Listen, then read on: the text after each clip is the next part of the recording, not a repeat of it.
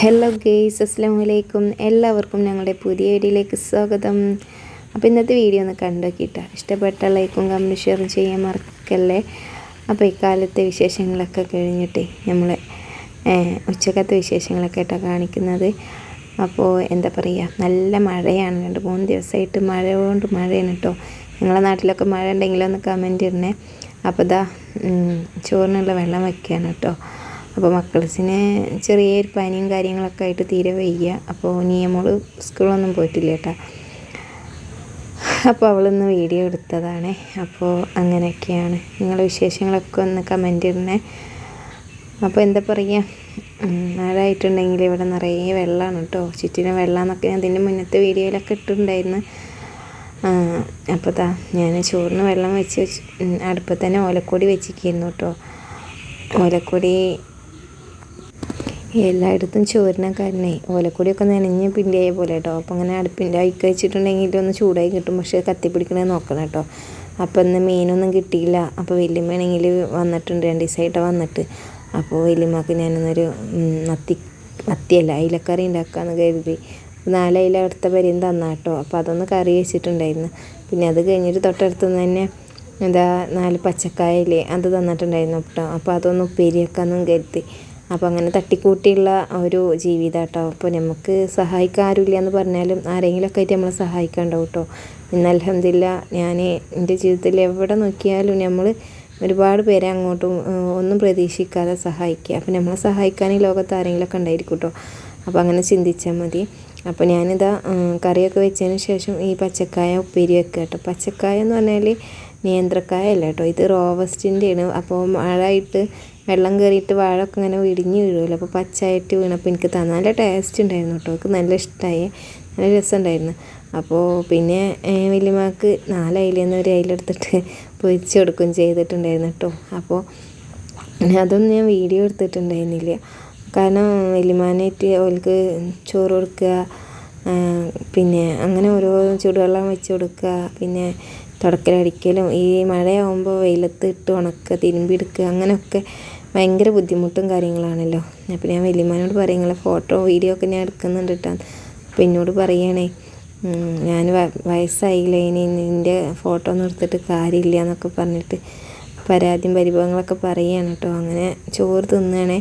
അപ്പോൾ ഇവിടെ എൻ്റെ അടുത്ത് വന്നിട്ട് ഇന്ന് ചോറിന് കേട്ടോ. അപ്പോൾ ഞാൻ കുളിക്കാനൊക്കെ പോകുന്നതിൻ്റെ മുന്നേ വല്യമ്മക്ക് വിശക്കണ്ടെന്ന് കരുതിയിട്ട് ചോറ് കൊടുത്തതായിരുന്നു കേട്ടോ. അപ്പോൾ വല്യമ്മക്ക് 2 വറ്റ് ചോറും അതിൽക്കൊരു മീൻ പൊരിച്ചത്, ഒരു തുള്ളി കറി കേട്ടോ വേണ്ടത്. അപ്പോൾ പപ്പടം ഉണ്ടെങ്കിൽ അത് കൊടുത്തിട്ടുണ്ടായിരുന്നു. പിന്നെ മുറ്റത്തേക്ക് ഇറങ്ങാൻ വയ്യായിരുന്നു കേട്ടോ. ചുറ്റിലും വെള്ളം കെട്ടി നിൽക്കുകയാണ്.